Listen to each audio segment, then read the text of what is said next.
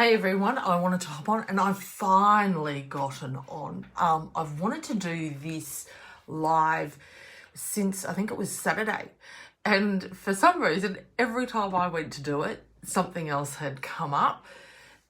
But in the meantime, what's happened is I've had a few more conversations about this particular topic that I want to discuss with you today.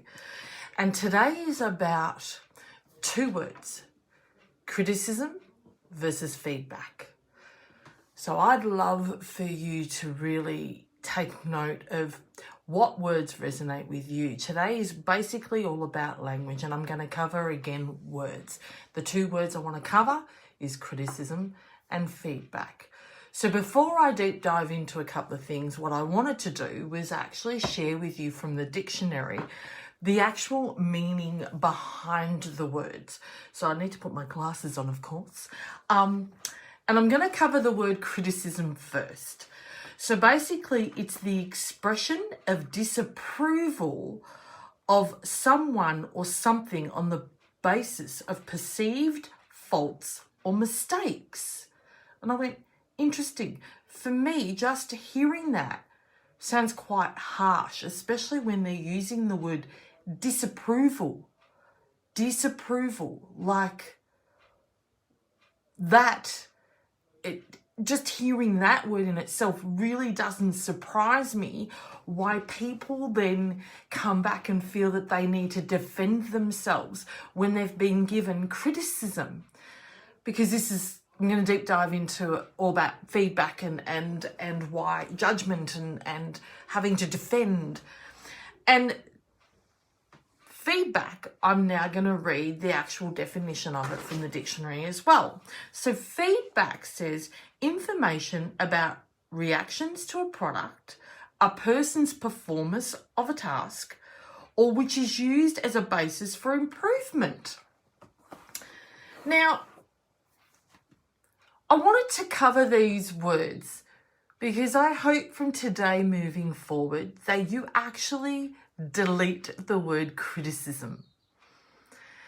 I haven't used it for probably about 3 years now, because what I found was when I went and felt that someone was giving me criticism and I used that word of self, it would just make me feel a bit yuck.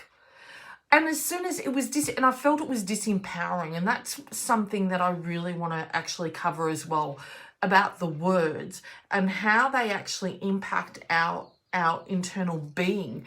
Do they make us feel good? Do they make us feel terrible? Do they make us feel empowered? Do they make us feel disempowered?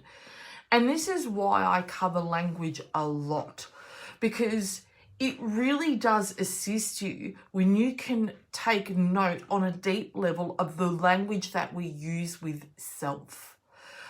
So hearing the definitions of those two words, how do you feel about it? And like I've written in the description, is the word criticism, and now hearing the definition of it, is quite disempowering. It's actually an attack, because it states that it's a disapproval. The word disapproval, meaning we feel that if someone is giving us criticism, then they are actually saying that they disapprove of something within us. And that really led me to go, it's not surprising then that we automatically, for so many of us, we go into defend mode. We justify, we give reasons, we excuse, because we're feeling that someone has disapproved not only our actions, but we go into that, we feel they disapprove us as a whole being. Really take note of that, of like, how does, if you use the word criticism, how does someone saying something about something you're not doing right, how do you feel once you've heard that? Are you someone that automatically goes into defend mode, or you've got to justify, or you've got to excuse it? It doesn't matter what. However, if you want to delete that word from your vocabulary and no longer use it, and then someone can say the same thing to you, and you automatically go to the word feedback, for me, when I hear the word feedback, I hear it gives me an opportunity to learn and grow. That's all I hear. So I don't take things personally as a personal attack about the actions of something that I did. I do hope this is making sense, because a lot of what I share makes really logical sense to me. However, I'm fully aware that a lot of what I share with you, those of you who watch this, I come from a very different perspective. And so I absolutely respect that sometimes it's like, what is she talking about? So because this is so imperative, especially after the conversations that I had over the weekend, it was a game changer for some of the people that reached out to me over the weekend. I had a lot of conversations. Honestly, I feel like I spent about 20 hours on the phone sharing with people who have reached out and struggling.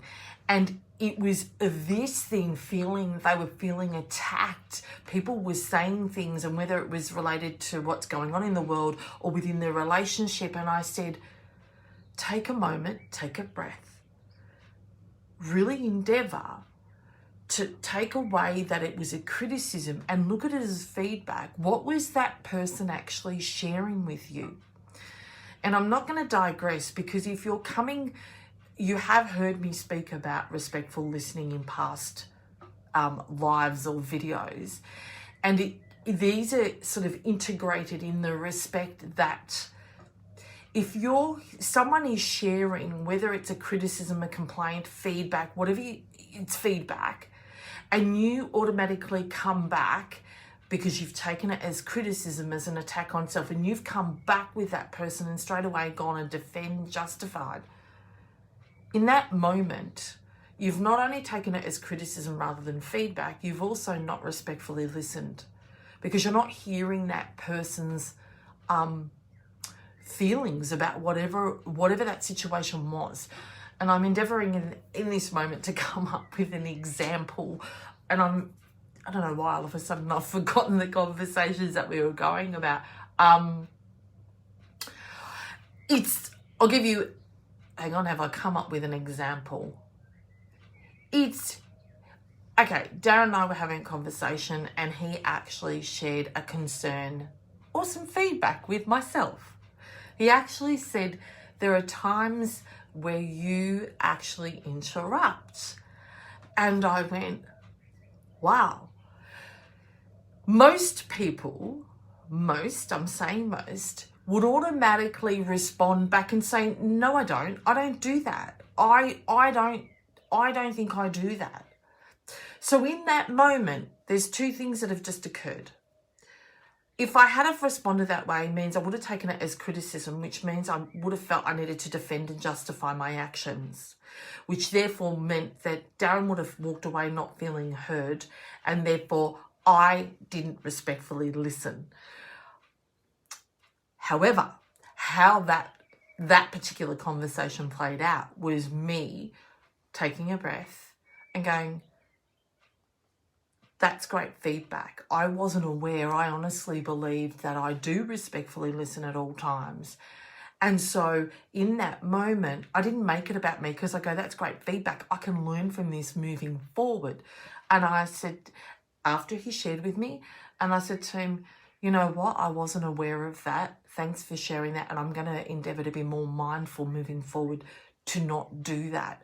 And if I do happen to do that, and this is where we have a respectful mutual agreement, I said to him, please make me aware in that moment that I've done that, because it's never my intention to interrupt or to never make you feel heard.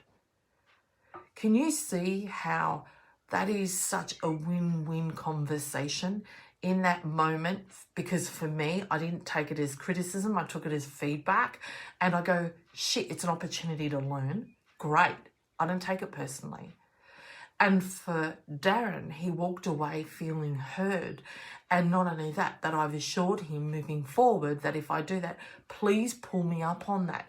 Please share that with me, because that way I can keep learning.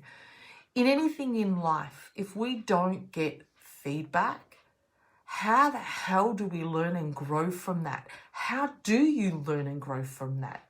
So when you can take yourself out of it, delete the word criticism and take everything as open, honest feedback, you're honouring and valuing self, and you're honouring and valuing the person that is sharing that with you.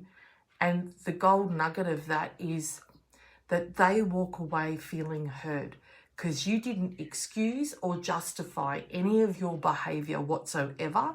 You've just gone, great feedback.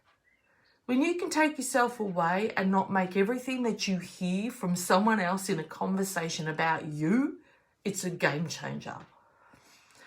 And it's needed to come up, this conversation, because, or this live, because I've wanted to do it since Saturday and it's been frying in my brain, and then that's why I got the definitions of those two words. So the crux of this live is this: moving forward, as you all know, that language is so important for me, and I'm so mindful of the words that we use, how they can emotionally impact us internally, how they can really hit that cellular level and change the whole way you feel. We use disempowering words mostly in our vocabulary. Choose to change it and use empowering words in your vocabulary that absolutely at a cellular level make you feel positive. That's what we should be doing.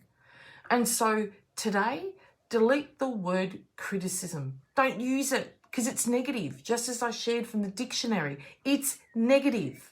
The biggest word was the word disapproval.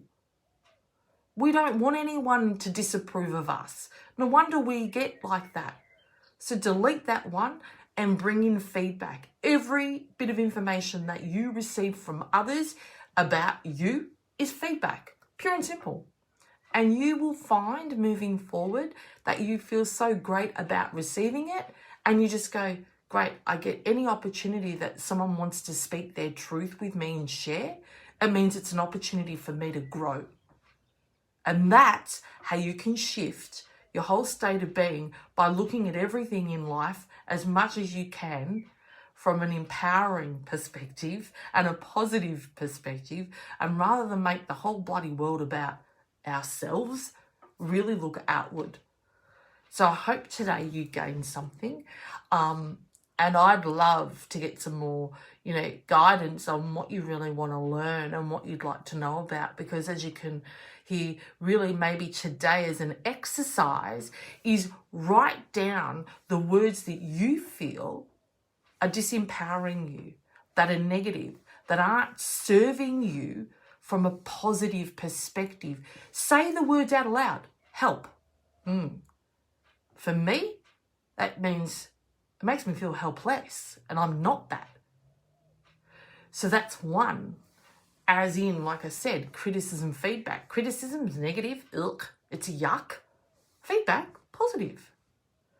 So this is a brilliant exercise. Write it down on a piece of paper and then write the positive on the other side. And then consciously choose every time you speak, go, I'm not using those words because I know that they don't serve me.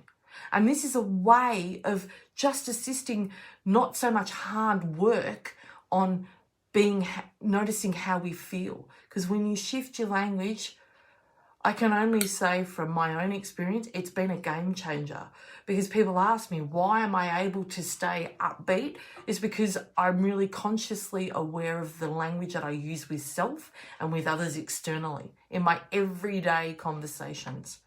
So I hope that that leaves you with some little bit of work, a little bit of homework, because I like to give homework, and that assists you moving forward. So for today, take care, and I look forward to doing my next live. See you, and thanks for watching, Annie.